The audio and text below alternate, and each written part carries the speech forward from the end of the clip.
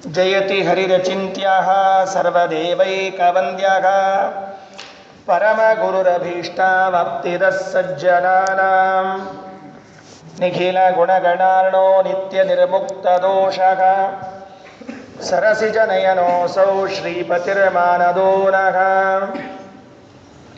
ಅಶೇಷವಾಗ್ಜಾಡ್ಯಮಲಾಪಹಂತ್ರಿ ನವಂ ನವಂ ಸ್ಪಷ್ಟಸುವಾಕ್ಪ್ರದಾಯಿನಿ ಮಮೇಘಜಿಹ್ವಾಗ್ರಸುರಂಗನರ್ತಕೀ ಭವಪ್ರಸನ್ನಾ ವದನೆ ಚ ಮೇ ಶ್ರೀಃ ವ್ಯಾಪ್ತಿರ್ಯಸ್ಯ ನಿಜೇ ನಿಜೇನ ಮಹಸಾ ಪಕ್ಷೇ ಸಪಕ್ಷೇ ಸ್ಥಿತಿಃ ವ್ಯಾವೃತ್ತಿಶ್ಚ ವಿಪಕ್ಷತೋಥ ವಿಷಯೇ ಸಕ್ತಿರ್ನ ವೈ ಬಾಧಿತೆ ನೈವಾಸ್ತಿ ಪ್ರತಿಪಕ್ಷಯುಕ್ತಿರತುಲಂ ಶುದ್ಧಂ ಪ್ರಮಾಣಂ ಸಮೇ ಭೂಯಾತ್ ತತ್ವವಿನಿರ್ಣಯಾಯ ಭಗವಾನ್ ಆನಂದತೀರ್ಥೋ ಮುನಿಃ ವಾಣಿತೆ ಕರವಾಣ್ಯಂಬ ಚರಣೋ ಹೃದಿ ಸರ್ವದಾ ಮದ್ವಾಕ್ಯಸರಣಿರ್ಭೂಯಾತ್ ಶ್ರೀಮದಾಚಾರ್ಯ ಭಾವಗ ನಮೋऽस्तु ತಾತ್ವಿಕಾ ದೇವಾಃ ವಿಷ್ಣುಭಕ್ತಿಪರಾಯಣಾಃ ಧರ್ಮಮಾರ್ಗೇ ಪ್ರೇರಯಂತು ಭವಂತಃ ಸರ್ವ ಏವ ಹಿ ಯಸ್ಯ ವಾಕ್ ಕಾಮಧೇನುರ್ನಃ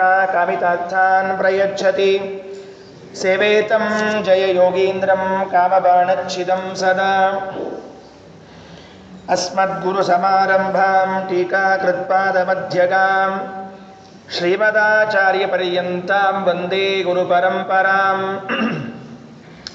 ಪೃಥ್ವೀಮಂಡಲಮಧ್ಯಸ್ಥಾಃ ಪೂರ್ಣಬೋಧಮತಾನುಗಾಃ ವೈಷ್ಣವಾ ವಿಷ್ಣುಹೃದಯಾಃ ತಾನ್ ನಮಸ್ಸೇ ಗುರೂನ್ ಮಮ ವೈಕುಂಠರಾಮೋ ಯಂಬವ್ರೇ ಸ್ವಯಮೇವ ಸ್ವಪೂಜಕಂ ರಘುಪ್ರಿಯಾರ್ಯ ಯೋಗೀಂದ್ರಂ ನೌಮಿ ಸಜ್ಞಾನಸಿದ್ಧಯೇ ಆಪಾದಮೌಳಿಪರ್ಯಂತಂ ಗುರೂಣಾಂ ಆಕೃತಿಂ ಸ್ಮರೇತ್ ತೇನ ವಿಘ್ನಾಃ ಪ್ರಣಶ್ಯಂತಿ ಸಿದ್ಧ್ಯಂತಿ ಚ ಮನೋರಥಾಃ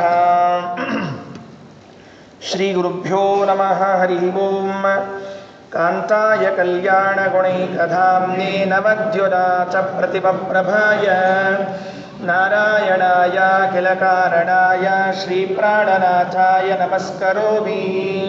ಸ್ವಸ್ತಿಯಸ್ತು. ನಾರಾಯಣ ಪಂಡಿತಾಚಾರ್ಯರು ರಚನೆ ಮಾಡಿರುವಂತಹ ಪರಮ ಸುಂದರವಾದ ಕೃತಿ ಸುಮಧ್ವ ವಿಜಯ. ಇದರ ಅಧ್ಯಯನ ನಮ್ಮೆಲ್ಲರಿಗೂ ಕೂಡ ನಿಶ್ಚಿತವಾಗಿ ಮಂಗಳವನ್ನು ಕೊಟ್ಟೇ ಕೊಡುತ್ತದೆ. 700 ವರ್ಷಗಳಿಂದ ಒಂದೇ ಒಂದು ಸುಮಧ್ವ ವಿಜಯ, ಬೇರೆ ಸುಮಧ್ವ ವಿಜಯಗಳಿಲ್ಲ ನಮ್ಮಲ್ಲಿ. ಆಚಾರ್ಯ ಚರಿತ್ರೆಯನ್ನು ನಿರೂಪಣೆ ಮಾಡುವಂತಹ ಒಂದೇ ಒಂದು ಗ್ರಂಥ ನಾರಾಯಣ ಪಂಡಿತಾಚಾರ್ಯರ ರಚನೆಯ ಅನಂತರದಲ್ಲಿ ಇವತ್ತಿನವರೆಗೂ ಕೂಡ ಇನ್ಯಾರೂ ಕೂಡ ಮತ್ತೆ ಆಚಾರ್ಯ ಚರಿತ್ರೆಯನ್ನು ನಿರೂಪಣೆ ಮಾಡಬೇಕು ಅಂತ ಕೈ ಹಾಕಲಿಲ್ಲ. ಬೇರೆ ಮತಾಚಾರ್ಯರ ಸ್ಥಿತಿ ಹೀಗಿಲ್ಲ. ಅವರ ದಿಗ್ವಿಜಯಗಳು 4, 8 ಯಾರ್ಯಾರಿಗೆ ಏನೇನೋ ಕಥೆಗಳು ಕೇಳಿಸಿದವೋ ಅವನ್ನೆಲ್ಲ ಬರಿತಾ ಹೊರಟುಬಿಟ್ರು. ಅದಕ್ಕಾಗಿ ಒಂದು ದಿಗ್ವಿಜಯದಲ್ಲಿ ಇದ್ದ ಕಥೆ ಇನ್ನೊಂದು ದಿಗ್ವಿಜಯದಲ್ಲಿ ಇಲ್ಲ. ಆದರೆ ಶ್ರೀಮದಾಚಾರ್ಯರ ಚರಿತ್ರೆ ಹಾಗಿಲ್ವೇ ಇಲ್ಲ. ಯಾಕೆ ಅಂದರೆ ಅವತ್ತೇನು ನಾರಾಯಣ ಪಂಡಿತಾಚಾರ್ಯರು ಒಂದು ಒಳ್ಳೆಯ ಮುಹೂರ್ತದಲ್ಲಿ ರಚನೆ ಮಾಡಿದ್ರೋ, ಮಂಗಳವನ್ನು ಮಾಡಿದ್ರೋ, ಅವತ್ತಿನಿಂದ ಇವತ್ತಿನವರೆಗೂ ಕೂಡ ಅಖಂಡವಾದ ಒಂದೇ ಒಂದು ಸುಮಧ್ವ ವಿಜಯದ ಪಾರಾಯಣ, ಪಾಠ, ಪ್ರವಚನಗಳು ಎಲ್ಲವೂ ನಡೀತಕ್ಕಂಥದ್ದಾಗಿದೆ. ನಾರಾಯಣ ಪಂಡಿತಾಚಾರ್ಯರು ಆಚಾರ್ಯರ ಚರಿತ್ರೆಯನ್ನು ತಿಳಿಸುವುದಕ್ಕೆ ಸುಮಧ್ವ ವಿಜಯದ ಜೊತೆಗೆ 2 ಕೃತಿಗಳನ್ನು ರಚನೆ ಮಾಡಿದ್ದಾರೆ. ಒಂದು ಭಾವಪ್ರಕಾಶಿಕ ಅಂತ. ಅದರ ಜೊತೆಗೇನೆ ಸುಮಧ್ವ ವಿಜಯದ ಜೊತೆಗೇನೆ ಅಲ್ಲಲ್ಲಿ ಅಡಿಟಿಪ್ಪಣಿಗಳನ್ನು ತಾವೇ ರಚನೆ ಮಾಡ್ತಾ ಹೋಗ್ತಾರೆ, ಭಾವಪ್ರಕಾಶಿಕ ಅಂತ. ಅದಾದ ಮೇಲೆ ಪ್ರಮೇಯ ಅದನ್ನೇ ಇನ್ನೊಂದು ಸಂಗ್ರಹವನ್ನು ಮಾಡಿ ಅಣುಮಧ್ವ ವಿಜಯ ಅಂತನ್ನುವಂತೆ 32 ಶ್ಲೋಕಗಳಲ್ಲಿ ಸಂಗ್ರಹ ಮಾಡಿ ಕೊಡ್ತಾರೆ. ಒಂದು ಸರ್ಗದ ಕಥೆಯನ್ನು ಹೇಳಲಿಕ್ಕೆ 2 ಶ್ಲೋಕಗಳು, ಹಾಗೆ 16 ಸರ್ಗದ ಕಥೆಯನ್ನು ನಿರೂಪಣೆ ಮಾಡಲಿಕ್ಕೆ 32 ಶ್ಲೋಕಗಳನ್ನು ತೆಗೆದುಕೊಂಡು ಅದರ ಕಥೆಯನ್ನು ನಿರೂಪಣೆ ಮಾಡಿ ಕೊಟ್ಟಿದ್ದಾರೆ. ಇದಲ್ಲದೇನೆ ಇನ್ನೂ ಅನೇಕ ಗ್ರಂಥಗಳು ಆಚಾರ್ಯರ ಚರಿತ್ರೆಯನ್ನು ತಿಳಿಸುವಂಥದ್ದು. ಒಂದು ಋಷಿಕೇಶ ತೀರ್ಥರು ಬರೆದಿರುವಂತಹ ಸಂಪ್ರದಾಯ ಪದ್ಧತಿ ಅಂತನ್ನುವಂತಹ ಒಂದು ಗ್ರಂಥ ಇದೆ. ಅದಾದ ಮೇಲೆ ಪುರಾಣದಲ್ಲಿ ಬಂದಿರುವಂತಹ ಆಚಾರ್ಯರ ಮಹಿಮೆಗಳು ವೇದದಲ್ಲಿ ಬಂದಿರುವಂತಹ ಆಚಾರ್ಯರ ಮಹಿಮೆಗಳು ಇವೆಲ್ಲವೂ ಬೇಕಾದಷ್ಟು ಪುರಾಣಗಳು ಮಹಿಮೆಗಳು ಎಲ್ಲವೂ ಇರುವಂತಹದ್ದಾಗಿದೆ. ಇದು ಒಂದೇ ಗ್ರಂಥದಿಂದ ನಾವು ಪೂರ್ಣವಾಗಿ ತಿಳಿತೇವೆ ಅಂತಿಲ್ಲ. ಅದನ್ನೇ ಹೇಳಿದ್ದಾರೆ ನಾರಾಯಣ ಪಂಡಿತಾಚಾರ್ಯರು. ಕಾವ್ಯಶ್ರೀಯೇವ ಗುರುಕೀರ್ತಯೇವ, ನಮ್ಮ ಗುರುಗಳು ದೊಡ್ಡವರು ಅಂತ ಹೇಳಿಕೊಳ್ಳುವುದಕ್ಕಾಗಿ ನಾನು ಸುಮಧ್ವ ವಿಜಯನ ಬರೆದಿಲ್ಲ. ಏನೋ ಉತ್ಪ್ರೇಕ್ಷೆ ಮಾಡಿ ಇಲ್ಲದೇ ಇದ್ದ ಕಥೆಗಳನ್ನೆಲ್ಲ ಸೇರಿಸಿ ಬರೆದಿದ್ದೇನೆ ಅಂತ ಮಾತ್ರ ತಿಳಿಬೇಡ್ರಿ. ಭಾವಪ್ರಕಾಶಿಕ ಆದ ಕೊನೆಯಲ್ಲಿ ಈ ಮಾತನ್ನು ಹೇಳ್ತಾರೆ. ನಮ್ಮ ಗುರುಗಳು ಬಹಳ ಪ್ರಸಿದ್ಧರಿರಬೇಕು ಅಥವಾ ನಾನು ಬಹಳ ಪಂಡಿತ ಅಂತ ಅನಿಸಿಕೊಳ್ಳಬೇಕು ಅನ್ನೋದಕ್ಕಾಗಿ ಹೇಳಿದ ಮಾತುಗಳಲ್ಲ ಇದು. ನಾನೇನು ನೋಡಿದ್ದೇನೆ, ನಾನೇನು ಕೇಳಿದ್ದೇನೆ, ಅದರಲ್ಲೂ ಅನೇಕ ಜನರ ಬಳಿ ವಿಚಾರ ಮಾಡಿದರಂತೆ. ಶ್ರೀಮದಾಚಾರ್ಯರ ಚರಿತ್ರೆ ಇದು ನೀವು ನೋಡಿದ್ದೀರಾ, ನೀವು ಕೇಳಿದ್ದೀರಾ ಅಂತ ಹಿರಿಯರ ಬಾಯಿಂದ ಕೇಳಿ, ಹೌದು ನಾವು ನೋಡಿದ್ದೇವೆ ಈ ಘಟನೆಯನ್ನ ಅಂತ ಹೇಳಿದ್ದನ್ನು ಮಾತ್ರ ದಾಖಲೆ ಮಾಡಿದ್ದೇನೆ ಅಂತ ಹೇಳ್ತಾರೆ. ಯಾವುದೋ ನೋಡದೇ ಇದ್ದದನ್ನು ಕೇಳದೇ ಇದ್ದದನ್ನು ಬರೆದಿದ್ದೀನಿ ಅಂತ ಹೇಳೋದಿಲ್ಲ. ನಾರಾಯಣ ಪಂಡಿತಾಚಾರ್ಯರ ಉಪಕಾರ ಬಹಳ ದೊಡ್ಡದಿದೆ. ಇಡೀ ಮಾತ್ರ ಸಮಾಜದ ಮೇಲೆ ಅವರು ಮಾಡಿರುವಂತಹ ಉಪಕಾರವನ್ನು ನೆನೆಸಿಕೊಂಡ್ರೆ ಆಶ್ಚರ್ಯ ಆಗತ್ತೆ. 16 ಸರ್ಗಗಳಲ್ಲಿ ಸರಿಯಾಗಿ 1008 ಶ್ಲೋಕಗಳು, ಅದರಲ್ಲಿ 2 ಶ್ಲೋಕಗಳು ಇವೆ ಅಂತ ಕೆಲವರು, ಇಲ್ಲ ಅಂತ ಕೆಲವರು. ಆ ಶ್ಲೋಕ ಬಂದಾಗ ಹೇಳ್ತೀನಿ. 11ನೇ ಸರ್ಗದಲ್ಲಿ 2 ಶ್ಲೋಕಗಳ ಬಗ್ಗೆ ವ್ಯಾಖ್ಯಾನಕಾರರಲ್ಲಿ ಭಿನ್ನಾಭಿಪ್ರಾಯ ಉಂಟು.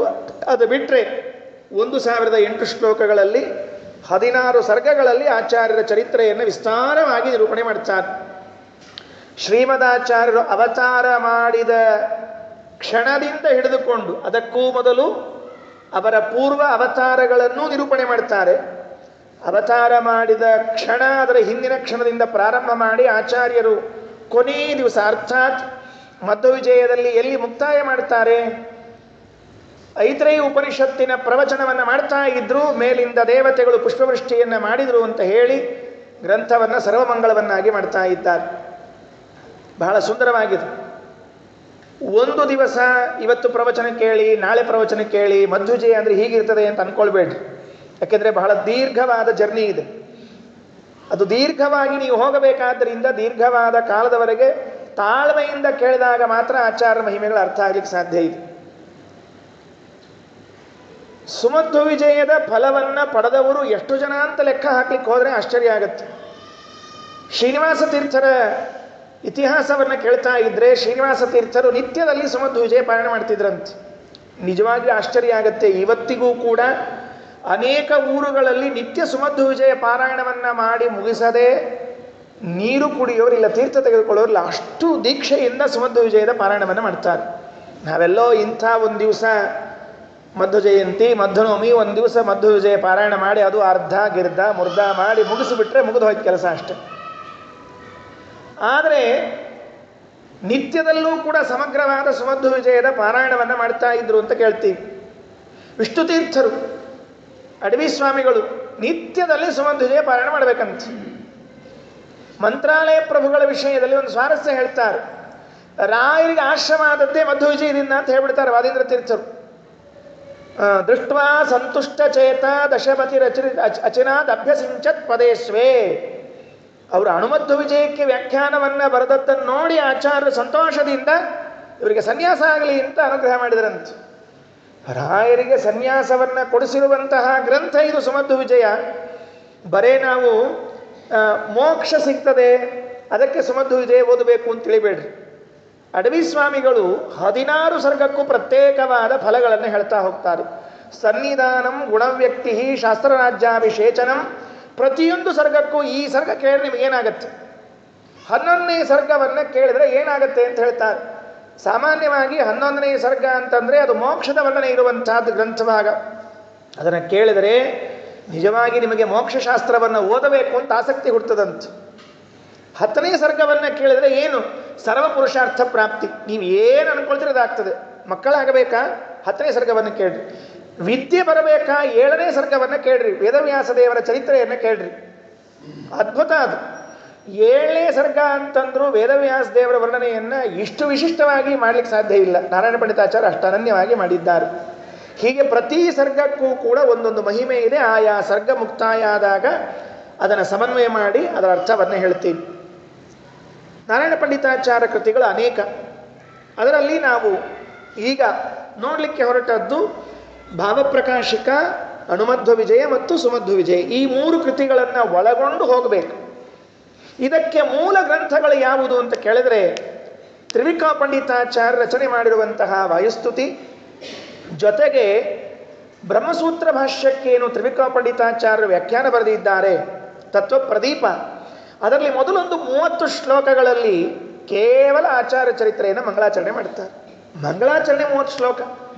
ಸಾಮಾನ್ಯವಾಗಿ ಒಂದು ಮಂಗಳಾಚರಣೆ 2 ಮಂಗಳಾಚರಣೆ ಮಾಡ್ತಿರ್ತಾರೆ. 30 ಶ್ಲೋಕಗಳಲ್ಲಿ ಆಚಾರ್ಯ ಚರಿತ್ರೆಯನ್ನು ನಿರೂಪಣೆ ಮಾಡ್ತಾರೆ. ಬಹಳ ಅದ್ಭುತವಾಗಿದೆ. ಆ ಮಾತು, ವಾಯುಸ್ತುತಿಯ ಮಾತುಗಳು, ಇವನ್ನೆಲ್ಲವನ್ನ ನಾರಾಯಣ ಪಂಡಿತಾಚಾರ್ಯರು ತಮ್ಮ ಗ್ರಂಥದಲ್ಲಿ ಸುಮಧ್ವ ವಿಜಯದಲ್ಲಿ ತಗೊಳ್ತಾರೆ. ಇದೆಲ್ಲ ಬರುತ್ತೆ. ನಿತ್ಯ ಹೇಳ್ತಾ ಹೋದಂತೆ ಅದರ ಅನುಭವ ಬರ್ತಾ ಇದೆ.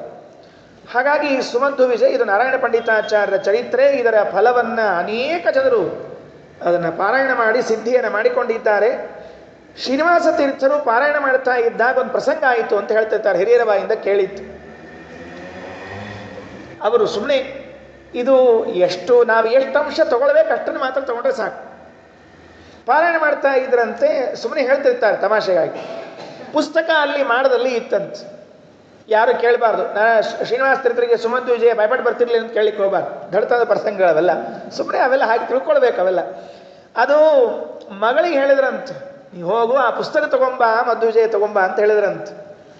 ಮಗಳು ಹೋದ್ರೆ ಪುಸ್ತಕ ತರಲಿಕ್ಕೆ ಹೋದರೆ, ಸುಮಧ್ವ ವಿಜಯ ಪುಸ್ತಕ ತರಲಿಕ್ಕೆ ಹೋದರೆ ಆ ಮಾಡದಲ್ಲಿ ಒಂದು ಕೂಸು ಕೂತಿತ್ತಂತೆ. ಪುಸ್ತಕ ಇದ್ದಿದ್ದಿಲ್ಲ ಅಲ್ಲಿ. ಒಂದು ಮಗು ಕೂತಿದ್ರೆ ಆ ಮಗು ಪುಸ್ತಕ ತಗೊಳ್ಲಿಕ್ಕೆ ಹೋದರೆ ಆ ಮಗು ಹೇಳ್ತಂತೆ, ನೀ ಮೈಲ್ಗೀಲಿ ಇದ್ದಿ ನಾನು ಮುಟ್ಟಬೇಡ ಅಂತ ಹೇಳ್ಬಿಡ್ತಂತೆ. ಮತ್ತೇನು ಮಾಡಲಿ, ನಮ್ಮಪ್ಪ ಹೇಳಿ ತೊಗೊಂಬರ್ಬೇಕಲ್ಲ ಅಂತ ಸ್ನಾನ ಮಾಡಿ ಹೋಗು ಅಂತ ಹೇಳಿ ಹೋಗಿ ಆ ಹುಡುಗಿ ಸ್ನಾನ ಮಾಡಿ ಮಡಿಯಲ್ಲಿ ಬಂದು ಆ ಪುಸ್ತಕವನ್ನು ಈ ಕೊಂಕಲಲ್ಲಿ ಇಟ್ಕೊಂಡ್ಬಂದಂತೆ. ಮಗು ಕರ್ಕೊಂಡ್ಬಂದಂತೆ. ಶ್ರೀನಿವಾಸ ತೀರ್ಥ ಸುಮ್ಮನೆ ಕೇಳಿದ್ರಂತೆ, ಏನೇ ಹಂಗೆ ಕರ್ಕೊಂಡ್ಬಂದು ಪುಸ್ತಕ ತಗೊಂಬ ಅಂದರೆ, ಎಲ್ಲಿದೆ ಪುಸ್ತಕ ಅಪ್ಪ? ಪುಸ್ತಕ ಇಲ್ಲ, ಅಲ್ಲಿ ಯಾವುದೋ ಒಂದು ಮಗು ಕೂತಿತ್ತು ಅದನ್ನು ಕರ್ಕೊಂಡ್ಬಂದಿನಿ ಅಂತ ಹೇಳಿರಂತೆ. ಆಚಾರ್ಯರೇ ಅಲ್ಲಿ ಬಂದು ಕೂತಿದ್ರಂತೆ ಸುಮಧ್ವ ವಿಜಯದ ಪುಸ್ತಕ ಜಾಗದಲ್ಲಿ. ಅಂದರೆ ಎಷ್ಟು ಮಹಿಮೆ ಇದೆ ಸುಮಧ್ವ ವಿಜಯಕ್ಕೆ. ವಿದ್ಯೆ ಬರಬೇಕಾ? ವಿದ್ಯೆ ಬರುತ್ತೆ. ನಿಮಗೆ ಸಂಪತ್ತು ಬೇಕಾ? ಸಂಪತ್ತು ಕೊಡ್ತಾರೆ. ಯಾಕೆ ಸಂಪತ್ತು ಬರುತ್ತೆ ಶ್ರೀಮದಾಚಾರ್ಯ ಚರಿತ್ರೆಯನ್ನು ಕೇಳಿದರೆ ಅನ್ನೋದಕ್ಕೆ ಒಳಗಡೆಗೆ ಕಥೆಯಲ್ಲಿ ಇಳಿದಾಗ ಹೇಳ್ತೀನಿ. ಐತ್ರೇಯ ಉಪನಿಷತ್ತಿನ ಭಾಷ್ಯದಲ್ಲಿ ಶ್ರೀಮದಾಚಾರ್ಯರು ವಾಯುದೇವರ ಮಹಿಮೆಯನ್ನು ತಿಳಿಸುವಾಗ ಹೇಳ್ತಾರೆ, ನಾವೇನೋ ವಾಯುದೇವರ ಚರಿತ್ರೆಯನ್ನು ಕೇಳಿದ್ರೆ ಜ್ಞಾನ, ಭಕ್ತಿ, ವೈರಾಗ್ಯ, ಸಂಪತ್ತು ಬರ್ತದೆ ವಾಯುದೇವರ ಚರಿತ್ರೆಯನ್ನು ಕೇಳಿದ್ರೆ ಅಂತ ಹೇಳ್ತಾರೆ. ಬೇಕಾದಷ್ಟು ಸಂಪತ್ತು, ನಿಮ್ಗೆ ಎಷ್ಟು ಬೇಕಾದ ಸಂಪತ್ತು. ಯಾಕೆ ಅಂದರೆ ವಾಯುದೇವರ ಕೈಯಲ್ಲಿ ನಿತ್ಯಂ ಅಕ್ಷೀಣಂ ವಸು ಅಂತ ಹೇಳ್ತಾರೆ. ನಿತ್ಯದಲ್ಲಿ ಬೇಕಾದಷ್ಟು ಕೊಡುವಷ್ಟು ಸಂಪತ್ತು ಇಟ್ಟುಕೊಂಡಿದ್ದಾರಂತೆ ವಾಯುದೇವರು. ಹೀಗೆ ಅನೇಕ ಮಹಿಮೆಗಳು ಒಂದು ಶ್ರೀನಿವಾಸ ತೀರ್ಥರ ಚರಿತ್ರೆಯಲ್ಲಿ ಕೇಳಿದ್ದು. ವಿಷ್ಣು ತೀರ್ಥರ ಚರಿತ್ರೆಯನ್ನು ಕೇಳುವಾಗ ಅವರು ಸುಮಧ್ವ ವಿಜಯದ ಪಾರಾಯಣವನ್ನು ಮಾಡಿ ತಾಮ್ರದ ಪಾತ್ರೆಯನ್ನು ಬಂಗಾರದ ಪಾತ್ರೆಯನ್ನಾಗಿ ಮಾಡಿದರು ಅಂತ ಕೇಳಿದ್ದೇವೆ. ಎಷ್ಟಾಶ್ಚರ್ಯ ಇವೆಲ್ಲ. ನಮಗೆ ಶ್ರದ್ಧೆ ಬೇಕು, ವಿಶ್ವಾಸ ಬೇಕು ಅದರ ಮೇಲೆ, ಅಂದರೆ ಮಾತ್ರ ಆ ಕೆಲಸ ಆಗಲಿಕ್ಕೆ ಸಾಧ್ಯ ಇದೆ, ಇಲ್ಲದೇ ಇದ್ರೆ ಆಗೋದಿಲ್ಲ. ಹಾಗಾಗಿ ನಾರಾಯಣ ಪಂಡಿತಾಚಾರ್ಯರು ಶ್ರೀಮದಾಚಾರ್ಯನ ಸಾಕ್ಷಾತ್ತಾಗಿ ಕಂಡವರು. ತ್ರಿವಿಕ್ರಮ ಪಂಡಿತಾಚಾರ್ಯರ 3 ಜನ ಗಂಡು ಮಕ್ಕಳಲ್ಲಿ ಕೊನೆಯ ಮಕ್ಕಳು ನಾರಾಯಣ ಪಂಡಿತಾಚಾರ್ಯರು. ಅವರು ರಚನೆ ಮಾಡಿರುವಂತಹ ಈ ಅದ್ಭುತವಾದ ಕೃತಿ ಅದು ಸುಮಧ್ವ ವಿಜಯ. ಇದರ ಪ್ರವಚನ ಮಾಡುವಂತಹ ಸೌಭಾಗ್ಯ, ಶ್ರವಣ ಮಾಡುವಂತಹ ಭಾಗ್ಯ ನಿಮ್ಮದಾಗಲಿ. ಇವತ್ತಿನಿಂದ ಪ್ರಾರಂಭ ಮಾಡ್ತಾ ಇದ್ದೇನೆ. ಒಂದು 3-4 ಕಾರಣ ಕೊಡ್ತಾರೆ ನಾರಾಯಣ ಪಂಡಿತಾಚಾರ್ಯ. ಯಾಕೆ ಆಚಾರ್ಯ ಚರಿತ್ರೆಯನ್ನು ಕೇಳಬೇಕು? ವೇದಾಂತಂ ಸ್ವಯಮಿವ ಬಂಧ ಮೋಕ್ಷ ಮೂಲಂ. 16ನೇ ಸರ್ಗದ ಪ್ರಾರಂಭದ ಶ್ಲೋಕದಲ್ಲಿ ಒಂದು ಮಾತು ಹೇಳ್ತಾರೆ. ಶ್ರೀಮದಾಚಾರ್ಯ ಚರಿತ್ರೆಯ ಶ್ರವಣ ಹೇಗೆ ನೀವು ವೇದಾಂತಗಳ ಶ್ರವಣವನ್ನು ಮಾಡ್ತೀರಿ ಹಾಗೆ ಮಾಡಬೇಕು ಅಂತ ಹೇಳ್ತಾರೆ. ಅಂದರೆ ಬ್ರಹ್ಮಸೂತ್ರವನ್ನು ಅಧ್ಯಯನ ಮಾಡಿದರೆ ಹೇಗೆ ಪುಣ್ಯ ಇದೆಯೋ, ಬ್ರಹ್ಮಸೂತ್ರಗಳ ಅಧ್ಯಯನ ಮಾಡುವಾಗ ನಿಮಗೇನು ಪ್ರಾಪ್ತಿ ಇದೆಯೋ ಅದೆಲ್ಲದರ ಲಾಭ ಆಚಾರ್ಯ ಚರಿತ್ರೆಯನ್ನು ಕೇಳಿದಾಗ ಸಿಗ್ತದಂತೆ. ಸಾಧುಭ್ಯೋ ಮಧುಮಥನಾಂಗ್ರಿ ಭಕ್ತಿ ಭಾಗ್ಯ ಶ್ರೌತೇಭ್ಯೋ ವಿತತ ಮತೇರ್ಮಹಾನುಭಾವಂ ವೇದಾಂತಂ ಸ್ವಯಮಿವ ಬಂಧ ಮೋಕ್ಷ ಮೂಲಂ ವ್ಯಾಚಷ್ಟ ಸ್ಫುಟಮಥ ಕೋಪಿ ಕೋವಿದೋತ್ರ. ವೇದಾಂತಂ ಸ್ವಯಮಿವ ಬಂಧ ಮೋಕ್ಷ ಮೂಲಂ. ವಾಯುದೇವರ ಚರಿತ್ರೆ ಮೋಕ್ಷವನ್ನು ತಂದುಕೊಡ್ತಾ ಇದೆ. ಮೊದಲನೇ ಸರ್ಗದಲ್ಲಿ ಹೇಳುವಾಗ ವಾಯುದೇವರ ಮಹಿಮೆ ಇದು ಎಂಥದ್ದು ಅಂತ ಕೇಳಿದ್ರೆ, ತಾಂ ಮಂತ್ರವರ್ಣೈರನುವರ್ಣನೀಯಾಂ ಶರ್ವೇಂದ್ರ ಪೂರ್ವೈರಪಿ ವಕ್ತು ಕಾಮೇ ಸಂಕ್ಷಿಪ್ತ ವಾಕ್ಯೇ ಮೈಮಂದ ಬುದ್ಧೌ ಸಂತೋ ಗುಣಾಢ್ಯಾಹ ಕರುಣಾಂ ಕ್ರಿಯಾಸು. ನಾವು ಹೇಳೋದಲ್ವೇ ಅಲ್ಲ ಇದನ್ನು ವಾಯುದೇವರ ಮಹಿಮೆಯನ್ನು. ಯಾರು ಹೇಳಬೇಕು? ರುದ್ರಾದಿ ದೇವತೆಗಳು, ಗರುಡದೇವರು, ಶೇಷದೇವರು ಎಲ್ಲರೂ ಕೂಡಿ ಆಚಾರ್ಯರ ಮಹಿಮೆಯನ್ನ ವೇದದಿಂದ ಹೇಳ್ತಾ ಇದ್ದಾರಂತೆ. ವೇದ ಮಂತ್ರಗಳಿಂದ ವಾಯುದೇವರ ಮಹಿಮೆಯನ್ನು ಹೇಳ್ತಾ ಇದ್ರೆ ನಾವು ಸಂಕ್ಷಿಪ್ತ ವಾಕ್ಯ ಮೈ ಮಂದಬುದ್ಧ ಏನೋ ಒಂದು 4 ಶ್ಲೋಕ ಬರೆದಿದ್ದೀನಿ ಅಂತ ತಿಳ್ಕೊಂಡು ದಯವಿಟ್ಟು ಬೇಜಾರು ಮಾಡ್ಕೋಬೇಡ್ರಿ ಯಾರು ಅಂತ ನಾರಾಯಣ ಪಂಡಿತಾಚಾರ್ಯ ನಮಗೆ ಸಮಾಧಾನ ಮಾಡ್ತಾರೆ. ಭುವನಾದ್ಭುತಮಧ್ವಚೇಷ್ಟಿತಂ ನಮದೇವಾಪಿ ಸುರಾಯುಷ ವಯಂ ಸಕಲಂ ಖಲು ಕಿಂತು ಕಿಂಚಿದಪ್ಯಥ ಶುಶ್ರೂಷು ಜನಾಯ ವರ್ಣ್ಯತೆ. ಏನು ಸಾಧ್ಯ, ಹೇಗೆ ಹೇಳಿ ಮುಗಿಸ್ಲಿಕ್ಕೆ ಸಾಧ್ಯ ಇದೆ ಆಚಾರ್ಯ ಚರಿತ್ರೆ ಇದು? ಒಬ್ಬನಿಗೆ ದೇವತೆಗಳ ಎಲ್ಲರ ಆಯುಷ್ಯವನ್ನು ಕೊಟ್ಟು ಹಾಕಿ ನೀನು ಕುಳಿತುಕೊಂಡು ಇವತ್ತಿನಿಂದ ಆಚಾರ್ಯರ ಮಹಿಮೆಯನ್ನು ಹೇಳಲಿಕ್ಕೆ ಪ್ರಾರಂಭ ಮಾಡು ಅಂತ ಹೇಳಿದರೆ ದೇವತೆಗಳ ಆಯಸ್ಸು ಮುಗಿದೀತೆ ವಿನಃ ವಾಯುದೇವರ ಮಹಿಮೆ ಮುಕ್ತಾಯ ಆಗೋದಿಲ್ಲ, ಆಚಾರ್ಯ ಮಹಿಮೆ ಮುಕ್ತಾಯ ಆಗೋದಿಲ್ಲ. ಭುವನಾದ್ಭುತಮಧ್ವಚೇಷ್ಟಿತಂ ನವದೇವಾಪಿ ಸುರಾಯುಷಾ ವಯಂ. ಆಚಾರ್ಯರ ಬಗ್ಗೆ ಮತ್ತೊಂದು ಮಾತು ನಾರಾಯಣ ಪಂಡಿತಾಚಾರ್ಯ ಸುಮ್ಮನೆ ಮಧ್ವ ವಿಜಯದಲ್ಲಿ ಅಲ್ಲ ಕೇಳುವಾಗ ಆಚಾರ್ಯರು ಹೀಗೆ ಎದ್ರು, ಹೀಗೆ ಹೋದ್ರು, ಕೂತರು, ಊಟ ಮಾಡಿದ್ರು, ಸಂಧ್ಯಾವಂದನೆ ಮಾಡಿದ್ರು. ಇದನ್ನ ಎದಕ್ಕೆ ಹೇಳಬೇಕು ಅಂದರೆ ನಾರಾಯಣ ಪಂಡಿತಾಚಾರ್ಯ ಅಂತಾರೆ, ಗಮನಾಸನ ಸಂಕಟಾದಿ ಲೀಲಾಹ ಸ್ಮೃತಿ ಮಾತ್ರೇಣ ಭವಾಪವರ್ಗದಾತ್ರೀ ಕಥಮಪ್ಯವರಾ ಪ್ರಪಂಚಯೇಯು ನನು ಮಧ್ವಸ್ಯ ನಮಾದೃಶೋಲ್ಪಬೋಧಾ. ಆಚಾರ್ಯರು ಗಮನಾಸನ ಸಂಕಟ, ಇಲ್ಲಿಂದ ಅಲ್ಲಿಗೆ ಹೋದ್ರು. 3ನೇ ಸರ್ಗದಲ್ಲಿ ಕೇಳ್ತೇವೆ ಕಥೆಯನ್ನ, 2ನೇ ಸರ್ಗದಲ್ಲಿ ಕೇಳ್ತೇವೆ ಮದುವೆ ಮನೆಯಿಂದ ಉಡುಪಿಗೆ ಬಂದ್ರು. ನಾವೇನು ಮಾಡ್ಬೇಕು ಈ ಕಥೆ ಕೇಳ್ಕೊಂಡು? ನಾರಾಯಣ ಪಂಡಿತಾಚಾರ್ಯ ಅಂತಾರೆ, ಅಯ್ಯೋ ಪುಣ್ಯಾತ್ಮ, ಗಮನಾಸನ ಸಂಕಟಾದಿ ಲೀಲಾಹ ಸ್ಮೃತಿ ಮಾತ್ರೇಣ ಭವಾಪವರ್ಗದಾತ್ರಿ. ಸ್ಮರಣೆ ಮಾಡಿ ಅಷ್ಟೇ ಸಾಕು, ಸ್ಮರಣೆ ಮಾಡಿದ್ರೆ ಸಾಕು, ನಿನಗೆ ಮೋಕ್ಷ ಆಗ್ತದೆ. ಏನು ಬೇಕು ನಿನಗೆ? ಆಚಾರ್ಯರು ಎತ್ತಿನ ಬಾಲ ಹಿಡ್ಕೊಂಡು ಉಡುಪಿಗೆ ಹೋದ್ರು. ಈ ಎತ್ತಿನ ಬಾಲ ಹಿಡ್ಕೊಂಡು ಹೋದ್ರೇನು, ಮತ್ತೊಂದು ಬಾಲ ಹಿಡ್ಕೊಂಡು ಹೋದ್ ನಮ್ಗೇನಾಗಬೇಕು? ಗಮನಾಸನ ಸಂಕಟಾದಿ ಲೀಲಾಗ ಸ್ಮೃತಿ ಮಾತ್ರೇಣ ಭವಾಪವರ್ಗದಾತ್ರೀ ಕಥಮಪ್ಯವರಾ ಪ್ರಪಂಚಯೇಯು. ದೇವತೆಗಳ ವರ್ಣನೆ ಮಾಡಬೇಕು, ಇದನ್ನ ನಾವಲ್ಲ ಅಂತ ಹೇಳಿ ನಾರಾಯಣ ಪಂಡಿತಾಚಾರ್ಯರು 1ನೇ ಸರ್ಗದಿಂದ ಕೊನೇ ಸರ್ಗದವರೆಗೆ ಪ್ರತಿಜ್ಞೆ ಮಾಡ್ತಾ ಬರ್ತಾರೆ. ಇದು ಇಷ್ಟು ದೇವೋತ್ತಮೈ ಲಾಲನೀಯ ತತ್ವಪ್ರದೀಪದಲ್ಲಿ ತ್ರಿವಿಕ್ರಮ ಪಂಡಿತಾಚಾರ್ಯ ಹೇಳ್ತಾರೆ, ನಮ್ದಲ್ಲೇ ಅಲ್ಲ ಅಂತ. ಸ್ವತಃ ಶ್ರೀಮದಾಚಾರ್ಯರು ಪಾಠ ಹೇಳ್ತಾ ಕೂತಿದ್ದಿದ್ರೆ ಶೇಷದೇವರು ಬಂದು ಪಾಠ ಕೇಳ್ಕೊಂಡು ಹೋಗ್ಬೇಕಾ? ನಾರಾಯಣನ ಹಾಸಿಗೆ, ತಲ್ಪ, ಮಂಚ ಅವರು ಬಂದು ಕುಳಿತುಕೊಂಡು ಉಡುಪಿಯಲ್ಲಿ ಆಚಾರ್ಯರು ಪಾಠ ಹೇಳ್ತಾ ಇದ್ರೆ ಶಿಷ್ಯರಿಗೆ ಹೇಳ್ಬೇಕಂತ ಸ್ವಲ್ಪ ಜಾಗ ಬಿಟ್ಟು ಕೂಡ್ರಿ ಅಂತ ಹೇಳ್ಬೇಕಂತ ಆಚಾರ್ಯ. ಶಿಷ್ಯರು ಯಾಕೆ ಆಚಾರ್ಯ ಜಗ ಸಾಲ್ವಲ್ತು ನಮಗೆ ಮತ್ತೆ ಜಗ ಬಿಡಿಸ್ತಿರ್ಲಿಲ್ಲ ಅಂದರೆ ಪಾಠಕ್ಕೆ ಬೇರೆಯವರು ಬರ್ತಾರೆ ನಿಮ್ಮ ಜೊತೆಗೆ ಅಂತ ಹೇಳ್ಬೇಕಂತ. ಶೇಷದೇವರು ಪ್ರಚುರಾಂತರ ಪ್ರವಚನಂ ಪಡಿರಾನ್ ಉಪಶುಶ್ರುವಾನ್ಸ ಸನಕಾದಿ ಮುನಿ. ಸನಕಾದಿಗಳಿಂದ ಸೇರಿಕೊಂಡು ಶೇಷದೇವರು ಬಂದು ಕುಳಿತು ಪಾಠವನ್ನು ಕೇಳಿ ಹೋಗ್ತಾರೆ. ಈಶಾನ ಸಶ್ರವ ಸಾಕ್ರಂತ ಸೂರಯಾಗ ಯದಿ ಮನು ಪ್ರದಿವೋ ಮಧ್ವ ಆದವೇ. ಬಳಿತ ಸೂಕ್ತದಲ್ಲಿ ಹೇಳುವಾಗ ಈಶಾನ ಸಹ ರುದ್ರಾದಿ ದೇವತೆಗಳೆಲ್ಲರೂ ಬರ್ತಿದ್ರು ಆಚಾರ್ಯ ಕಡೆಗೆ ಪಾಠಕ್ಕೆ. ವಿಜೇಂದ್ರ ಸ್ವಾಮಿಗಳು ಕಂಟಕೋದ್ಧಾರ ಅಂತ ಒಂದು ಗ್ರಂಥ ಬರೆದಿದ್ದಾರೆ. ಆ ಗ್ರಂಥದಲ್ಲಿ ಬ್ರಹ್ಮಾಂಡ ಪುರಾಣದ ವಾಕ್ಯವನ್ನು ಉದಾಹರಣೆ ಮಾಡ್ತಾರೆ. ಶ್ರೀಮದಾಚಾರ್ಯರು ತಿರುಪತಿಗೆ ಹೋಗಿರುವ ಸಂದರ್ಭದಲ್ಲಿ ಶುಕಾಚಾರ್ಯರು ನಿತ್ಯ ಪಾಠಕ್ಕೆ ಬರ್ತಿದ್ರು ಅಂತ ಬರೆದಿದ್ದಾರೆ. ಶುಕಾಚಾರ್ಯರು ರುದ್ರದೇವರ ಅವತಾರಿಗಳು ನಿತ್ಯದಲ್ಲಿ ಶ್ರೀಮದಾಚಾರ್ಯರು ಇದರಲ್ಲಿ ತಿರುಪತಿಯಲ್ಲಿ ಇದ್ದಾಗ ಚಾತುರ್ಮಾಸ್ಯ ಕೂತಿರ್ಬೇಕು ಪ್ರಾಯ, ಆಗ ಅಲ್ಲಿ ಬಂದು ಶುಕಾಚಾರ್ಯರು ಪಾಠ ಕೇಳಿ ಹೋಗ್ತಿದ್ರು ಅಂತ ಬರೀತಾರೆ ವಿಜೇಂದ್ರ ಸ್ವಾಮಿಗಳು. ಏನು ಅದ್ಭುತ ಇದೆಲ್ಲ ಆದರೂ. ಎಷ್ಟು ಚಾತುರ್ಮಾಸ್ಯಗಳು ಆಚಾರ್ಯರು 79 ವರ್ಷಗಳ ಕಾಲ ನಮ್ಮ ಕಣ್ಣಿಗೆ ಕಾಣಿಸಿಕೊಂಡಿದ್ದಾರಷ್ಟೇ. ಅದೃಶ್ಯ ರೂಪ್ಯಪೀಠೋಸ್ತಿ ದೃಶ್ಯೋಸ್ತಿ ಬದರೀತಟೆ. ಇವತ್ತಿಗೂ ಉಡುಪಿಯಲ್ಲಿ ಆಚಾರ್ಯರು ಸನ್ನಿಹಿತರಾಗಿದ್ದಾರೆ.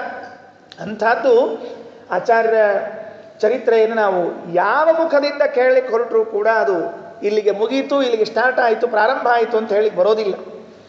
ಆದರೂ ನಾರಾಯಣ ಪಂಡಿತಾಚಾರ್ಯರು ಯಾವ ಕ್ರಮದಲ್ಲಿ ತಿಳಿಸಿಕೊಟ್ಟಿದ್ದಾರೆ ಅದೇ ಕ್ರಮದಲ್ಲಿ ಪ್ರಾರಂಭವನ್ನು ಮಾಡ್ತಾ ಇದ್ದೀನಿ. ಒಂದೊಂದು ಶ್ಲೋಕಗಳನ್ನು ನಿಧಾನಕ್ಕೆ ಬೆಳಕು ಹಾಕ್ತಾ ಹೋಗೋಣ, ಅವಕಾಶ ಉಂಟು ಬೇಕಾದಷ್ಟು. ಇವತ್ತು ಅಲ್ಪಾರಂಭ ಕ್ಷೇಮಕರ, ಸರಿಯಾಗಿ 6:30ಯಿಂದ 7:30 ಪ್ರವಚನ. ಅದಕ್ಕೆ 7:30 ಆಗಲಿಕ್ಕೆ ಇನ್ನೊಂದು 20 ನಿಮಿಷ ಇದೆ. ಇವತ್ತು ಉದ್ಘಾಟನೆ ಆದದ್ರಿಂದ 20 ನಿಮಿಷದಲ್ಲಿ ಎಷ್ಟು ತಿಳಿಲಿಕ್ಕೆ ಸಾಧ್ಯ ಇದೆ ಅಷ್ಟು ತಿಳ್ಕೊಂಡು ಮುಕ್ತಾಯ ಮಾಡೋಣ. ಯಾಕಂದರೆ 4 ತಿಂಗಳು ನೀವೆಲ್ಲ ಬರಬೇಕಾದ್ರಿಂದ ಸರಿಯಾದ ಸಮಯಕ್ಕೆ ಬಿಟ್ಟರೆ ಸರಿಯಾದ ಸಮಯಕ್ಕೆ ಬರ್ತಾರೆ ವಿದ್ಯಾರ್ಥಿಗಳು. ಗುರುಗಳೇ ತಡ ಮಾಡೋದು, ಶಿಷ್ಯರು ಇನ್ನೂ ತಡ ಮಾಡೋದು. ಕೆಲವು ಕಡೆ ಹಿಂಗಾಗ್ತಿರ್ತದೆ, ಆಚಾರ ಪುರಾಣಕ್ಕೆ ಹೋದಾಗ ಅವರ ಮಣಿ ಹಾಕ್ಕೊಂಡು ಅವರ ದೀಪ ಹಚ್ಕೊಂಡು ಪುರಾಣ ಮಾಡಿ ಬರ್ತಿರ್ತಾರೆ ಕೆಲವು ಕಡೆಗೆ. ಹಂಗೂ ಇರ್ತದೆ. ಹಾಗೆ ನಮ್ಮ ರಗಡ ಕಡೆ ಆಗ್ಯದ ನನಗೆ ಪ್ರಸಂಗ ಬಂದದ್ದು. ಅದಕ್ಕೆ ಹಂಗಾಗಬಾರ್ದು. ಅದಕ್ಕೆ ಲಘೂನೇ ಪ್ರಾರಂಭ ಮಾಡಿ ಲಘೂನೇ ಮುಕ್ತಾಯ ಮಾಡೋಣ ಅಂತ. ಮೊದಲನೇ ಶ್ಲೋಕ ಮಂಗಳಾಚರಣೆ ಇವತ್ತು ನೋಡೋಣಂತೆ. ಮಂಗಳಾಚರಣೆ ನೋಡಿಕೊಂಡು ಮುಂದೆ ಶ್ರೀ ಗುರುಭ್ಯೋ ನಮಃ. ಹರಿ ಓಂ. ಕಾಂತಾಯ ಕಲ್ಯಾಣ ಗುಣೈಕಧಾಮ್ನೇ ನವದ್ಯುನಾಥ ಪ್ರತಿಮ ಪ್ರಭಾಯ ನಾರಾಯಣಾಯ ಅಖಿಲ ಕಾರಣಾಯ ಶ್ರೀ ಪ್ರಾಣನಾಥಾಯ ನಮಸ್ಕರೋಮಿ. ಸರಳವಾದ ಅರ್ಥ. ಮೊದಲು ನಾರಾಯಣ ಪಂಡಿತಾಚಾರ್ಯರು ಗ್ರಂಥದ ಪ್ರಾರಂಭದಲ್ಲಿ ಗ್ರಂಥ ನಿರ್ವಿಘ್ನವಾಗಿ ಪರಿಸಮಾಪ್ತಿಯಾಗಬೇಕು ಅಂತ ಮಂಗಳಾಚರಣೆ ಮಾಡ್ತಿರ್ತಾರೆ. ಯಾವಾಗಲೂ ಅಷ್ಟೇ, ಪ್ರತಿಯೊಬ್ಬ ಗ್ರಂಥಕಾರರು ಕೂಡ ಗ್ರಂಥ ಪ್ರಾರಂಭ ಆಗಿ ನಿರ್ವಿಘ್ನವಾಗಿ ಮುಕ್ತಾಯವಾಗಬೇಕು ಅಂತ ಮಂಗಳ ಶ್ಲೋಕವನ್ನು ಮಾಡೋದು. ಮೊದಲನೇ ಶ್ಲೋಕದಲ್ಲಿ ನಾರಾಯಣನ ನಮಸ್ಕಾರ ಮಾಡ್ಲಿಕ್ಕತ್ತಾರೆ. ನಾರಾಯಣ ಹೆಂಗಿದ್ದಾನ ಅಂತ ಒಂದು ವರ್ಣನ. ಮುಂದಿನ ಶ್ಲೋಕದೊಳಗೆ ವಾಸಿಷ್ಠ ಕೃಷ್ಣ ಯಾದವ ಕೃಷ್ಣನ ಸ್ತೋತ್ರ 2ನೇ ಶ್ಲೋಕದಲ್ಲಿ, 3ನೇ ಶ್ಲೋಕದಲ್ಲಿ ಆಚಾರ್ಯರ ಸ್ತೋತ್ರ. ಮೊದಲಿನ 8 ಶ್ಲೋಕ ಏನು ನೋಡ್ರಿ, ಪ್ರತಿಜ್ಞಾ ಭಾಗ ಅಂತ ಕರೀತಾರೆ ಅವಕ್ಕೆ. ಮೊದಲನೇ 8 ಶ್ಲೋಕದವರೆಗೆ ಪ್ರತಿಜ್ಞಾ ಭಾಗ. ನಿತ್ಯ 8 ಶ್ಲೋಕ ಹೇಳ್ಬೇಕ್ರಿ. ನಾ ಈಗಿನ ಲೆಕ್ಕದೊಳಗೆ ನಿತ್ಯ 8 ಶ್ಲೋಕ ಹೇಳಿದರೆ ಮಧ್ಯಾಹ್ನ ದಿವಸ ಕೊನೆ 8 ಶ್ಲೋಕ ಆಗಿ ಮಂಗಳಾಗ್ತದೆ. ಅಷ್ಟು ಲೆಕ್ಕದ ಬರೋಬ್ಬರಿ 119 ದಿವಸ ಗುಣಿಸು ಅದು ಭಾಗಿಸು 1008 ಅಂತ ಇಟ್ಕೊಂಡ್ರೆ 8.5 ಆಗ್ತದೆ. 8 ಶ್ಲೋಕ ಹೇಳಿದ್ವಿ ಸಾಕು, ನಾವು ಅಲ್ಲಿಗೆ ಮುಗೀತದೆ. ನಾರಾಯಣ ಪಂಡಿತಾಚಾರ್ಯರು ಸರಿಯಾಗಿ 16 ಸರ್ಗ ಬರ್ದಾರೆ. 15 ಬರೀಲಿಲ್ಲ, ಈ ಕಡೆ 17 ಬರೀಲಿಲ್ಲ. ಯಾರೊಬ್ರು ಕೇಳ್ಬೇಕಾಗಿತ್ರಿ, ಇಲ್ಲ ಆಚಾರ್ಯ ನೀವ್ಯಾಕೆ 17 ಬರೀಲಿಲ್ಲ, 18 ಬರೀಲಿಲ್ಲ, 16 ಯಾಕೆ ಬರ್ದ್ರಿ? ಯಾರೂ ಆಲೋಚನೆ ಮಾಡ್ಲಿಕ್ಕೆ ಹೋಗಲಿಲ್ಲ. ಬರ್ದಾರ ಮುಗಿದು ಹೋತ ಅಷ್ಟೇ ಕೆಲಸ. ನಾವು ಬಾಕಲಿಗೆ ಇಸ್ಕೊಳಕ್ಕೆ ಹೋಗಬಾರ್ದು ಅಂದ್ಬಿಟ್ಬಿಟ್ರು. ನಾರಾಯಣ ಪಂಡಿತಾಚಾರ್ಯರ ಅನುಸಂಧಾನ ಹೇಗಿರ್ತದೆ ಅಂತ ನೋಡ್ರಿ.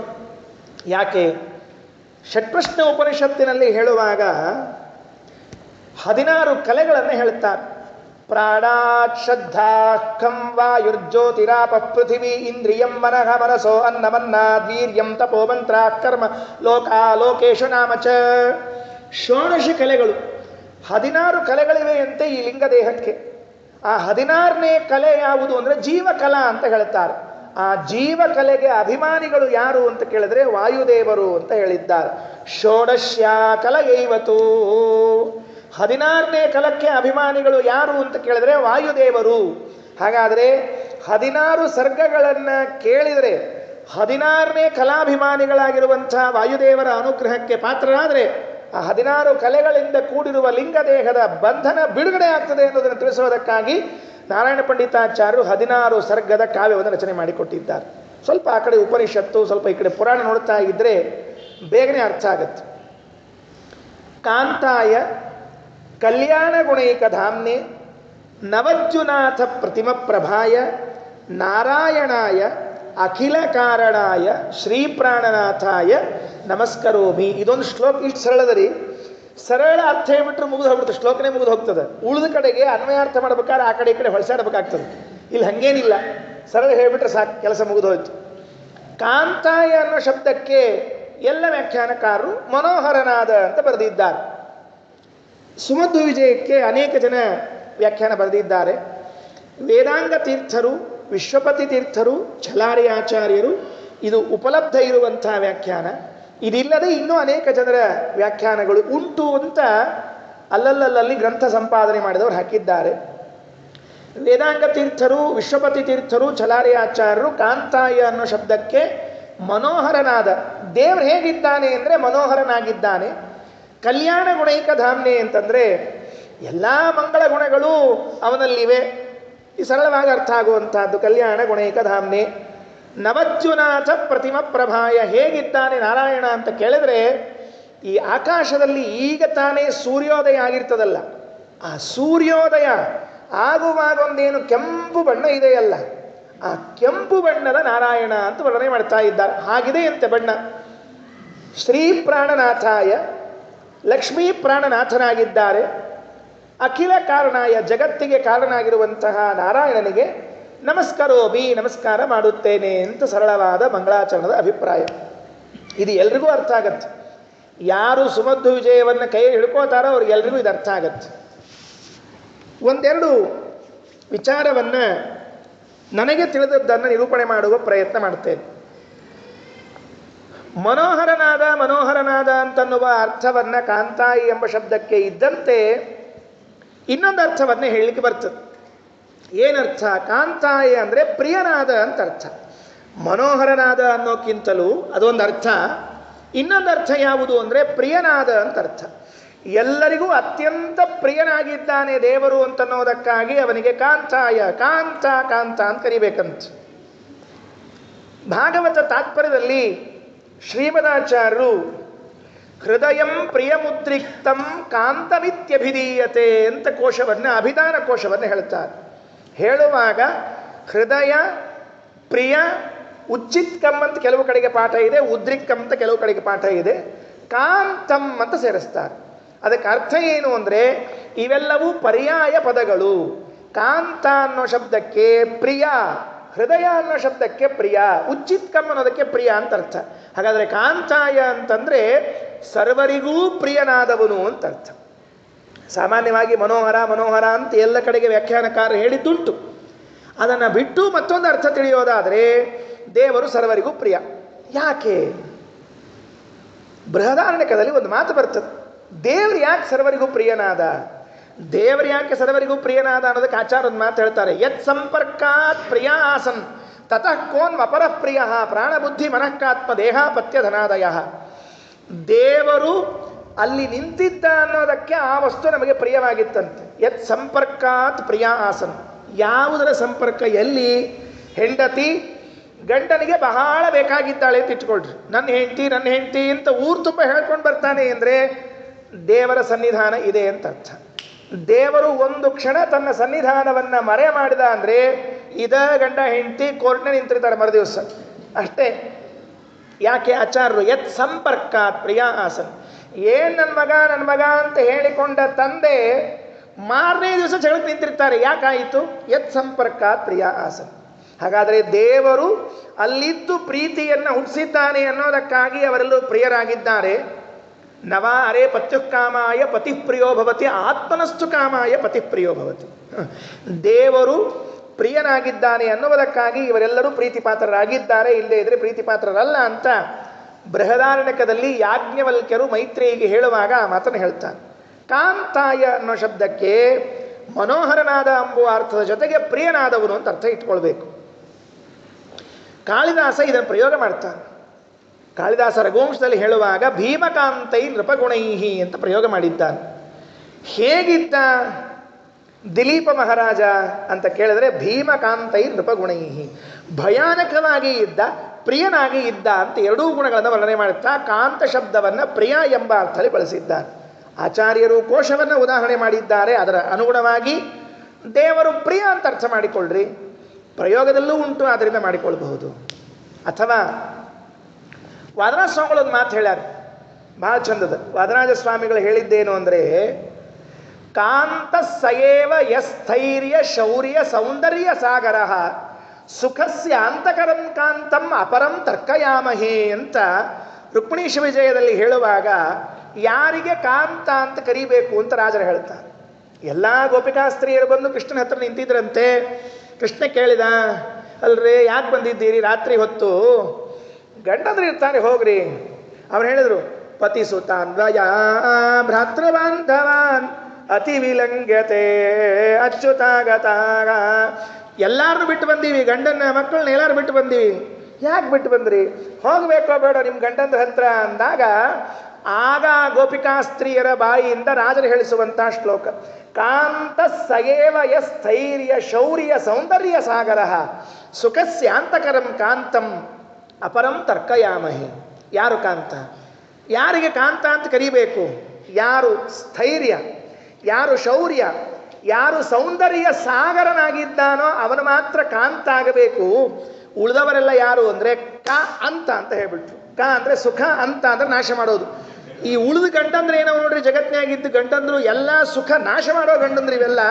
ನೀವೊಬ್ಬರೇ ಖರೆ ಸುಖ ಕೊಡುವಂತಹ ಗಂಡ ಅಂತ ಸ್ತೋತ್ರ ಮಾಡಿದ್ದಾನೆ. ಹಾಗಾಗಿ ಕಾಂತ ಶಬ್ದಕ್ಕೆ ಎರಡರ್ಥ. ಕ ಅಂತ ಸುಖದ ತುದಿ ಅಂತೂ ಅರ್ಥ ಮಾಡ್ಲಿಕ್ಕೆ ಬರ್ತದೆ. ಯಾಕೆ ಕ ಅಂದ್ರೆ ಸುಖ, ಅಂತ ಅಂದ್ರೆ ಕೊನೆ. ಜಗತ್ತಿನಲ್ಲಿ ಎಲ್ಲರ ಸುಖದ ತುದಿಯನ್ನ ನೋಡ್ತಾ ಹೋದ್ರೆ, ಕೊನೆ ನೋಡ್ತಾ ಹೋದ್ರೆ ಯಾರಿದ್ದಾರೆ ಅಂದ್ರೆ ದೇವರು. ಅವ ಕಾಂತ. ಮತ್ತು ಇವು ಮನೆಯಾಗಿದ್ದಾವಲ್ಲ, ಹೇಳ್ತಿರ್ತಾರಲ್ಲ ಪ್ರಾಣಕಾಂತ ಪ್ರಾಣಕಾಂತ ಅಂತಿರ್ತಾರಲ್ಲ, ಅಂದ್ರೆ ಕಾಂತ ಎಲ್ಲ ಸುಖವನ್ನು ನಾಶ ಮಾಡಿ ಹಾಕುವಾದ್ರಿಂದ ಇವು ಕಾಂತ ಅಂತ ಕರೆದಿದ್ದಾರೆ ರಾಜರು. ಕಾಂತ ಸಯೇವ ಯಸ್ಥೈರ್ಯ ಶೌರ್ಯ ಸೌಂದರ್ಯ ಸಾಗರ ಸುಖಸ್ಯ ಅಂತಕರಂ ಕಾಂತಂ ಅಪರಂ ತರ್ಕಯಾಮಹೇ. ಇನ್ನೊಂದು ಮರ್ತಿದ್ದೇವೆ, ಏನು ಅಂದರೆ ವಿಷ್ಣು ಸಹಸ್ರನಾಮದಲ್ಲಿ ಕಾಮಃ ಕಾಮಕೃತ್ಕಾಂತಃ 1000 ನಾಮಗಳಲ್ಲಿ ದೇವರಿಗೆ ಕಾಂತಃ ಅಂತ ಒಂದು ಹೆಸರಿದೆ. ನಿತ್ಯ ವಿಷ್ಣು ಸಹಸ್ರನಾಮ ಪಾರಾಯಣ ಮಾಡ್ತಿರ್ತೀವಿ, ಈ ಹೆಸರು ಬಂದು ಅಂತ ನೆನಪಿರಂಗಿಲ್ಲ ನಮಗೆ. ಎಷ್ಟು ಆಶ್ಚರ್ಯ ನೋಡ್ರಿ. ಕಾಮಃ ಕಾಮಕೃತ್ ಕಾಂತಃ. ಕಾಂತಃ ಎಂಬುದು ಭಗವಂತನ 1000 ರೂಪಗಳಲ್ಲಿ ಒಂದು ರೂಪದ ಹೆಸರು. ಹೀಗೆ ಕಾಂತ ಶಬ್ದದ ಚಿಂತನೆಯನ್ನು ಮಾಡ್ತಾ ಹೊರಟ್ರೆ ಬಹಳ ಉಂಟು, ಮತ್ತೆ ಸಿಕ್ಕಾಗ ಹೇಳ್ತೀನಿ. ಕಾಂತಾಯ ಒಂದು ಮನೋಹರನಾದವನು, ಇನ್ನೊಂದು ಪ್ರಿಯನಾದವನು, 1000 ರೂಪಗಳಲ್ಲಿ ಒಂದು ರೂಪದಿಂದ ಪ್ರತಿಪಾದ್ಯನಾದವನು ಅಂತ ಅರ್ಥ ಮಾಡಿಕೊಳ್ಳಿಕ್ಕೆ ಬರ್ತದೆ. ಕಲ್ಯಾಣ ಗುಣೈಕ ಧಾಮ್ನೇ. ಕಲ್ಯಾಣ ಗುಣೈಕ, ಏನೇನು ಗುಣಗಳು ಅಂತಿವೆಯೋ ಎಲ್ಲ ಗುಣಗಳಿಗೂ ಕೂಡ ಭಗವಂತನೇ ಆಶ್ರಯ. ಒಂದರ್ಥ. ವ್ಯಾಖ್ಯಾನಕಾರರು 2 ಅರ್ಥವನ್ನು ಬರೆದಿದ್ದಾರೆ. ವ್ಯಾಖ್ಯಾನಕಾರರೇ 2 ಅರ್ಥ ಬರೆದಿದ್ದಾರೆ. ಭಗವಂತ ಎಲ್ಲ ಕಲ್ಯಾಣ ಗುಣಗಳಿಗೆ ಆಶ್ರಯನಾಗಿದ್ದಾನೆ ಅಂತ ಹೇಳಿದ್ರೆ ಯಾಕೆ ಅಂತ ಪ್ರಶ್ನೆ ಬರ್ತದೆ. ಮೊದಲನೇದ್ದು, ಕಲ್ಯಾಣ ಗುಣ ಅಂದ್ರೆ ಏನು? ಯಾಕಂದ್ರೆ ಗುಣ ಅಂದ್ರೆ ಗುಣ, ದೋಷ ಅಂದ್ರೆ ದೋಷ ಅಂತ ಗೊತ್ತದ. ಈ ಕಲ್ಯಾಣ ಚಲೋ ಗುಣ ಕೆಟ್ಟ ಗುಣ ಅಂತ ಹಿಂಗೆ ಇಲ್ಲೇ ಇಲ್ಲ ಜಗತ್ನಾಗ. ಅವ ಏನೆಲ್ಲರ ಚಲೋ ಗುಣ ಕೆಟ್ಟ ಗುಣ ಅಂತ ಹಿಂಗಿಲ್ಲ. ಚಲೋ ಆಚಾರು ಕೆಟ್ಟ ಆಚಾರು, ಚಲೋ ಡಾಕ್ಟ್ರು ಕೆಟ್ಟ ಡಾಕ್ಟ್ರು, ಚಲೋ ಪಂಡಿತರು ಕೆಟ್ಟ ಹಿಂಗೆಲ್ಲ ಇರಬಹುದು. ಆದರೆ ಚಲೋ ಗುಣ ಕೆಟ್ಟ ಗುಣ ಅಂತ ಇಲ್ಲೇ ಇಲ್ಲ. ಮತ್ತು ಕಲ್ಯಾಣ ಗುಣೈಕ ಧಾಮ್ನೆ ಅಂತ ತಿಳ್ಕೊಂಡು ಕಲ್ಯಾಣ ಗುಣಗಳು, ಮಂಗಲವಾದ ಗುಣಗಳಿಗೆ ಆಶ್ರಯನಾದವನು. ಕಲ್ಯಾಣಂ ಮಂಗಲಂ ಶುಭಂ. ಮಂಗಳವಾದ ಗುಣಗಳಿಗೆ ಆಶ್ರಯನಾದವನು ಪರಮಾತ್ಮ ಅಂತ ಯಾಕೆ ಹೇಳಬೇಕಾಯಿತು? 2 ರೀತಿಯಿಂದ ಅನುಸಂಧಾನ ಮಾಡಬೇಕು. ಶ್ರೀಮದಾಚಾರ್ಯರು ಅಭಿಧಾನ ಕೋಶದಲ್ಲಿ ಹೇಳುವಾಗ ಬಹಳ ಸುಂದರವಾಗಿ ಹೇಳ್ತಾರೆ. ಶಬ್ದಾದ್ಯಾಹ ಇಂದ್ರಿಯಾದ್ಯಾಶ್ಚ ಸತ್ವಾದ್ಯಾಶ್ಚ ಶುಭಾನಿ ಚ ಅಪ್ರಧಾನಾನಿ ಗುಣಾಃ ನಿಗದ್ಯಂತೆ ನಿರುಕ್ತಿಭಿಹಿ. ಗುಣಶಬ್ದಕ್ಕೆ ಎಷ್ಟು ಗುಣಗಳನ್ನು ತೆಗೆದುಕೊಳ್ಳಿಕ್ಕೆ ಬರ್ತದೆ? ಗುಣ ಅಂದರೆ ಯಾವುದು? ನಾವೇನು ತಿಳ್ಕೊಂಡಿದ್ದೀವಿ ಗುಣ ಅಂತಂದರೆ ಅವರಲ್ಲಿ ಆ ಗುಣ ಇದೆ, ಇವರಲ್ಲಿ ಈ ಗುಣ ಇದೆ, ಇವರಲ್ಲಿ ಈ ಗುಣ ಇದೆ ಅಂತ ಅಲ್ಲ. ಗುಣ ಶಬ್ದಕ್ಕೆ ಇಷ್ಟರ್ಥ ಇದೆ ಅಂತ. ಶಬ್ದಾದ್ಯಾಹ ಇಂದ್ರಿಯಾದ್ಯಾಶ್ಚ ಸತ್ವಾದ್ಯಾಶ್ಚ ಶುಭಾನಿ ಚ. ಮೊದಲನೆಯದ್ದು ಶಬ್ದಸ್ಪರ್ಶ ರೂಪ ರಸಗಂಧಗಳೇನಿವೆಯಲ್ಲ, ಇವುಗಳಿಗೆ ಗುಣ ಅಂತ ಕರೀತಾರಂತೆ. ಅಂದರೆ ವಿಷಯಗಳು. ಶಾಸ್ತ್ರದಲ್ಲಿ ವಿಷಯಗಳಿಗೂ ಕೂಡ ಗುಣಗಳು ಅಂತ ವ್ಯವಹಾರ ಉಂಟಂತೆ. ಶಾಸ್ತ್ರಗಳಿಗೂ ಕೂಡ ವಿಷಯಗಳಿಗೂ ಕೂಡ ಗುಣ ಅಂತ ಕರೀತಾರಂತೆ. ಯಾವ ವಿಷಯಗಳವು? ಶಬ್ದಸ್ಪರ್ಶ ರೂಪ ರಸಗಂಧಗಳು. ಶಬ್ದಾದ್ಯಾಹ ಇಂದ್ರಿಯಾದ್ಯಾಶ್ಚ, ಇಂದ್ರಿಯಗಳಿಗೆ ಗುಣಗಳು ಅಂತ ಕರೀತಾರಂತೆ ಶಾಸ್ತ್ರಗಳಿಗೆ. ಪಂಚಜ್ಞಾನೇಂದ್ರಿಯ ಪಂಚಕರ್ಮೇಂದ್ರಿಯಗಳು ಕೂಡ ಗುಣ ಶಬ್ದದಿಂದ ಕರೆಸಿಕೊಳ್ಳುವಂಥದ್ದು. ಅಥವಾ ಸತ್ವಾದ್ಯಾಹ, ಸತ್ವಗುಣ ರಜೋಗುಣ ತಮೋ ಗುಣಗಳೇನಿವೆಯಲ್ಲ ಇವುಗಳಿಗೂ ಗುಣ ಅಂತ ಹೆಸರಿದೆ ಅಂತೆ. ಶಬ್ದಾದ್ಯಾಹ ಇಂದ್ರಿಯಾದ್ಯಾಶ್ಚ ಸತ್ವಾದ್ಯಾಶ್ಚ ಸುಖಾನಿಚ್ಚ ಶುಭಾನಿಚ್ಚ. ಇನ್ಯಾವುದು ಅಂತ ಕೇಳಿದ್ರೆ ಇನ್ನು ಉಳಿದ ಗುಣಗಳಿಗೆ ನಿಜವಾದ ಗುಣಗಳು ಶುಭ ಗುಣಗಳು ಅಂತ ಕರೀತಾರಂತೆ. ಯಾವುದವು? ಆನಂದ, ಜ್ಞಾನ, ಬಲ, ಕಾಂತಿ, ಔದಾರ್ಯ, ಇವುಗಳು ನಿಜವಾದ ಗುಣಗಳಂತೆ, ಶುಭ ಅಂತ. ಅಥವಾ ಗುಣಶಬ್ದಕ್ಕೆ ಇನ್ನೊಂದು ಅರ್ಥ ಇದೆ, ಅಪ್ರಧಾನಾನಿ ಚ ಗುಣಾಃ. ಅಪ್ರಧಾನ ಅಂತ ಅರ್ಥದಲ್ಲೂ ಗುಣಶಬ್ದವನ್ನು ಬಳಸ್ತಾರೆ. ನಿಗದ್ಯಂತೆ ನಿರುಕ್ತಿಭಿಹಿ. ಗೀತಾ ಭಾಷ್ಯದಲ್ಲಿ ಹೇಳುವಾಗ ಆಚಾರ್ಯರು ಇಷ್ಟೆಲ್ಲದಕ್ಕೂ ಕೂಡ ಗುಣ ಅಂತ ಕರೀತಾರೆ. ಕಲ್ಯಾಣ ಗುಣೈಕ ಧಾಮ್ನೆ ಅಂತ ಹೇಳಿದಾಗ ದೇವರಲ್ಲಿ ಗುಣ ಇವೆ ಅಂದರೆ ಯಾವ ಗುಣ ಅಂತ ತಗೋಬೇಕು? ಸತ್ವಗುಣ ರಜೋಗುಣ ತಮೋ ಈ ಗುಣ ಇವೆ ಅಂತ ತಿಳ್ಕೋಬೇಕಾ? ಶಬ್ದಸ್ಪರ್ಶ ರೂಪರಸಗಂಧಗಳೆಂಬ ಗುಣ ಇವೆ ಅಂತ ತಗೋಬೇಕಾ? ಯಾವ್ದು ತಗೋಬೇಕು ಅಂತ ಗೊತ್ತಾಗದೆ ಹೋದರೆ ಅದಕ್ಕೆ ನಾರಾಯಣ ಪಂಡಿತಾಚಾರ್ಯ ದೃಷ್ಟಿಯಲ್ಲಿ ಗುಣಗಳು ಇಷ್ಟೆಲ್ಲ ಅರ್ಥದಲ್ಲಿ ಬಳಸಿದರೂ ಕೂಡ ಶುಭ ಗುಣಗಳನ್ನು ತಗೊಳ್ರಿ, ಮಂಗಳ ಗುಣಗಳನ್ನು ತೆಗೆದುಕೊಳ್ಳ್ರಿ. ಅದಕ್ಕೆ ಕಲ್ಯಾಣ ಗುಣೈಕ ಧಾಮ್ನೆ. ಕಾಂತಾಯ ಕಲ್ಯಾಣ ಗುಣೈಕ ಧಾಮ್ನೆ ನವದ್ಯುನಾಥ ಪ್ರತಿಮ ಪ್ರಭಾಯ ನಾರಾಯಣಾಯ ಅಖಿಲ ಕಾರಣಾಯ ಶ್ರೀ ಪ್ರಾಣನಾಥಾಯ ನಮಸ್ಕರೋಮಿ. ಯಾರೋ ಒಬ್ಬರು ಕವಿಗಳು ಸುಮ್ಮನೆ ಒಂದು ದಿವಸ ಗುಣಗಳಿಗೆ ಪ್ರೆಸ್ ಮೀಟ್ ಕರೆದಿದ್ರಂತೆ. ಗುಣಗಳಿಗೆ ಕರೆದು ಕೇಳಿದ್ರಂತೆ, ಅಲ್ರಯ್ಯ ಗುಣಗಳೇ, ನೀವೆಲ್ಲ ಹೋಗಿ ಹೋಗಿ ನಾರಾಯಣನಲ್ಲಿ ಯಾಕೆ ಮನೆ ಮಾಡ್ಕೊಂಡು ಕೂತೀರಿ ಅಂತ ಕೇಳಿದ್ರಂತೆ. ಕವಿಗಳೊಬ್ಬರು ಚೆನ್ನಾಗಿ ಹೇಳಿದ್ದಾರೆ. ಗುಣಗಳಿಗೆ ಪ್ರಶ್ನೆ, ನೀವೆಲ್ಲ ಹೋಗಿ ಹೋಗಿ ಹೋಗಿ ಅಲ್ಲೇ ಯಾಕೆ ಕೂತ್ರಿ? ನಾರಾಯಣನಲ್ಲೇ, ದೇವರಲ್ಲೇ ಎಲ್ಲ ಗುಣಗಳು ಹೋಗಿ ಕೂತ್ಕೊಂಡ್ವು, ಯಾಕೆ ಕೂತ್ಕೊಂಡ್ವು ಅಂತ. ಆಗ ಗುಣಗಳು ಎಲ್ಲರೂ ಸೇರಿ ಒಂದೇ ಮೈಕ್ ಇಟ್ಕೊಂಡು ಮಾತಾಡಿದ್ವಂತೆ. ದಯಮಾಡಿ ತಪ್ಪು ತಿಳ್ಕೊಬೇಡ್ರಿ, ನಾವು ಯಾಕೆ ಅಲ್ಲಿ ಹೋಗಿದ್ದೀವಿ ಅಂದರೆ ಒಂದು ಕಾರಣ ಇದೆ ಎಂದರು. ಏನು ಕಾರಣ? ಅಕಸ್ಮಾತ್ ನಾವು ಎಲ್ಲ ಗುಣಗಳು ಭಗವಂತನಲ್ಲಿ ಇಲ್ಲದೆ ಹೋದರೆ ನಾಳೆ ಲೋಕದಲ್ಲಿ ಇದ್ದ ಸಜ್ಜನರು ಈ ಒಂದು ಗುಣ ದೇವರಲ್ಲಿ ಇಲ್ವಂತಲ್ಲ ಅಂದಮೇಲೆ ನಾವ್ಯಾಕೆ ಅದನ್ನು ತಗೊಳ್ಬೇಕು ಅಂತ ಹೇಳಿ ಬಿಟ್ಟಾರೋ ಅಂತ ಭಯದಿಂದ ಹೋಗಿ ಕೂತಿವೆ ಅಂತ. ಎಲ್ಲ ಗುಣಗಳು ನೆನಪಿಟ್ಟುಕೊಳ್ರಿ. ಯಾಕೆ ಎಲ್ಲ ಗುಣಗಳು ದೇವರಲ್ಲಿ ಹೋಗಿ ಸೇರಿವೆ ಅಂದರೆ ನಾವು ದೇವರಲ್ಲಿ ಇಲ್ಲದೆ ಹೋದರೆ ಜನ ನಮ್ಮನ್ನು ಸ್ವೀಕಾರ ಮಾಡೋದಿಲ್ಲ. ಜನ ಅಯ್ಯೋ ಇದೊಂದು ಗುಣ ದೇವರಲ್ಲಿ ಇಲ್ವಾ, ವೇಸ್ಟ್ ಅಂತ ಬಿಟ್ಬಿಡ್ತಾರಂತೆ.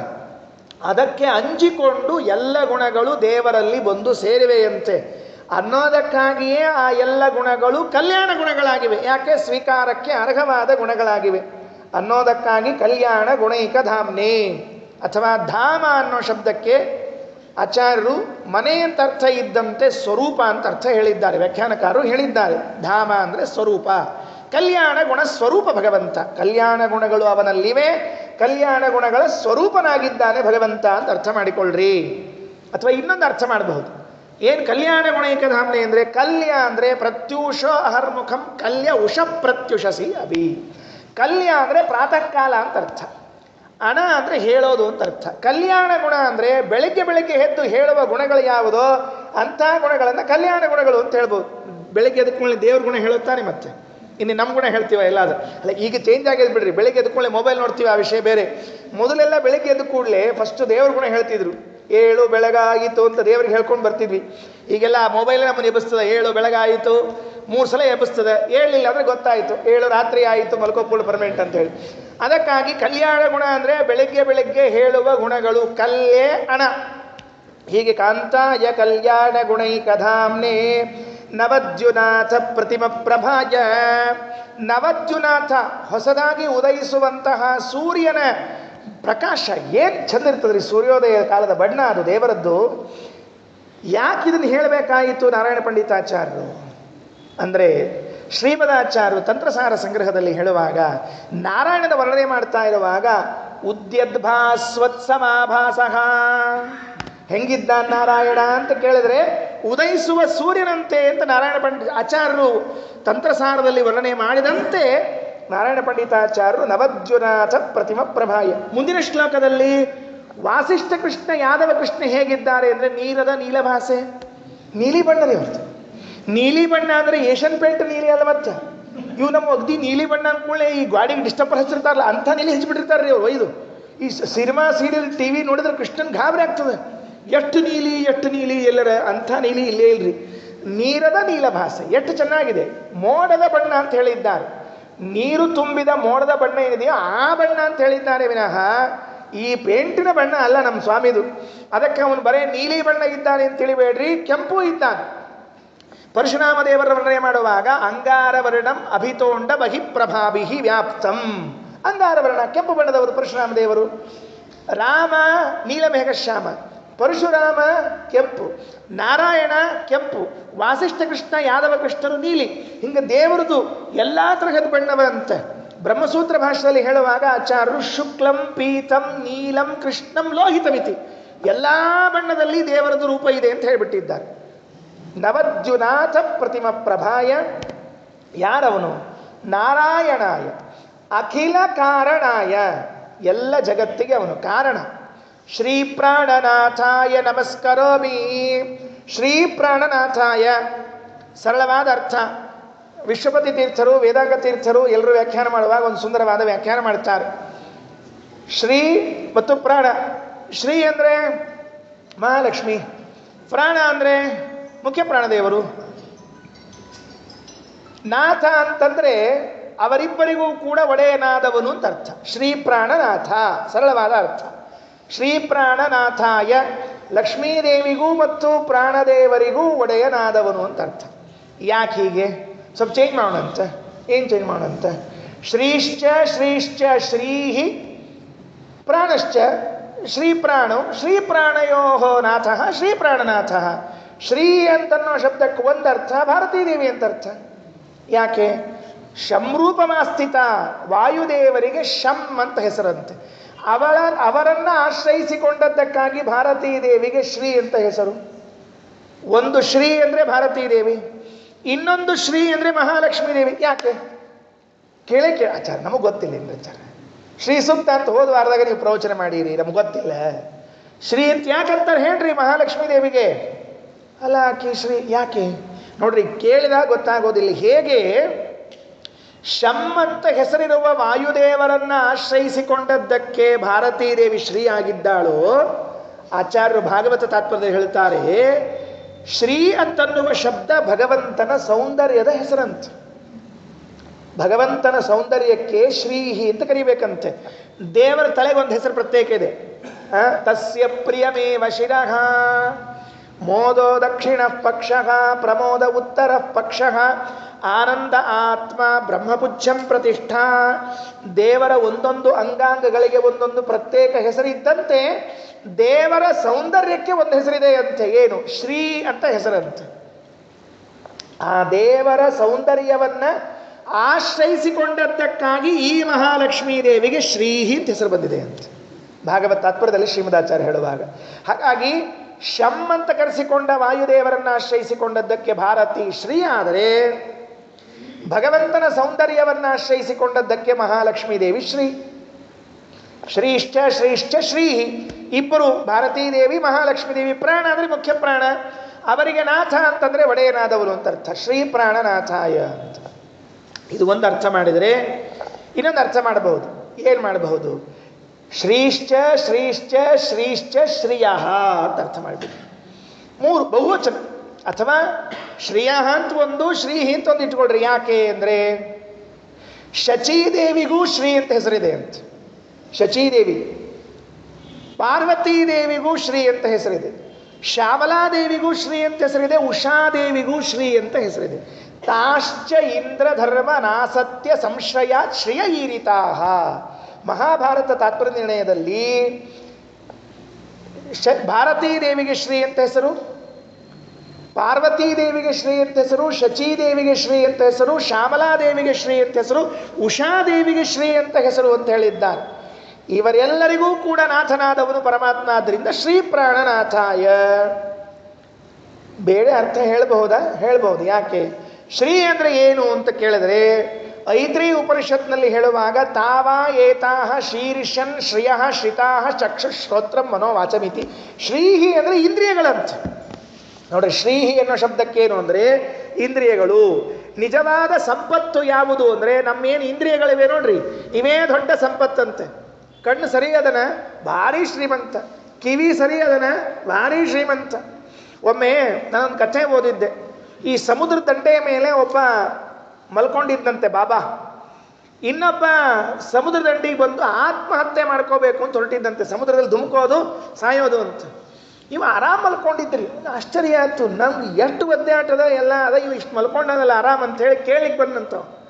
ಏನ್ರಿ ಬಾಬಾ ಅನ್ನವ, ಏನು ನಾನು ಆತ್ಮಹತ್ಯೆ ಮಾಡ್ಕೋಬೇಕು ಅಂತ ಹಾರ್ಕೊಳಿಕ್ ಬಂದಿನಿ ಸಮುದ್ರಕ್ಕೆ, ನೀವು ನೋಡ್ರಿ ಇಷ್ಟು ಆರಾಮ್ ಮಲ್ಕೊಂಡಿದ್ದೀರಿ, ಏನು ಅಂತ ಕೇಳಂತ.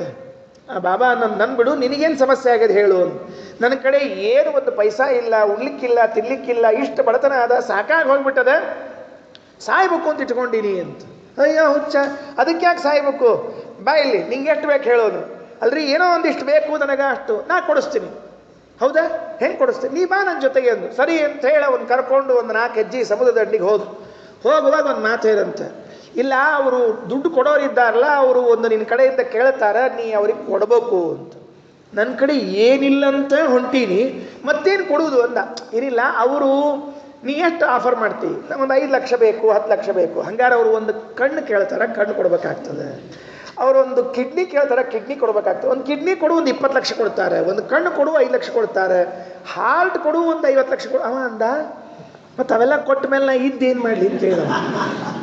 ಅವೆಲ್ಲ ಕೊಟ್ಟ ಮೇಲೆ ನಾ ಇದ್ದೇನು ಮಾಡಲಿ? ಅಯ್ಯೋ ಪೆದ್ದ, ಇಡೀ ದೇಹದಲ್ಲಿ ಇಷ್ಟು ಅಂಗಾಂಗಗಳು ಕೋಟಿ ಕೋಟಿ ಬೆಲೆ ಬಾಳೋ ಇದ್ದಾಗ ಏನೂ ಇಲ್ಲ ಅಂತ ಯಾಕೆ ಪಡ್ಕೋತಿ, ಹೋಗಿ ದುಡಿ ಹೋಗಿ ಒಂದು ಬೈದು ಕಳಿಸಿದ್ದಂತೆ.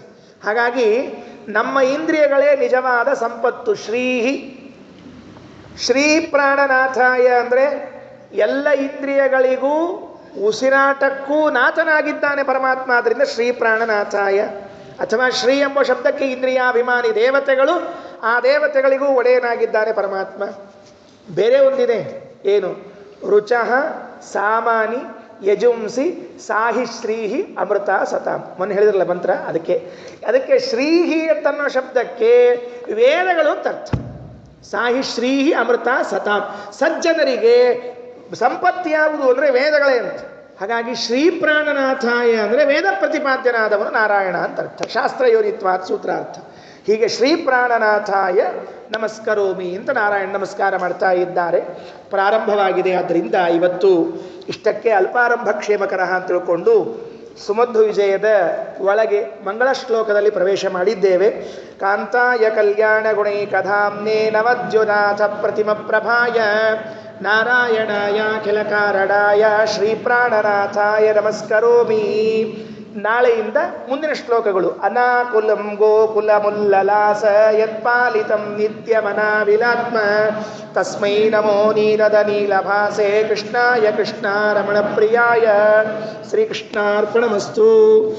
ಅಕ್ಷಯಂ ಕರ್ಮ ಯಸ್ಮಿನ್ ಪರೇ ಸ್ವರ್ಪಿತಂ ಯಾಂತಿ ದುಃಖ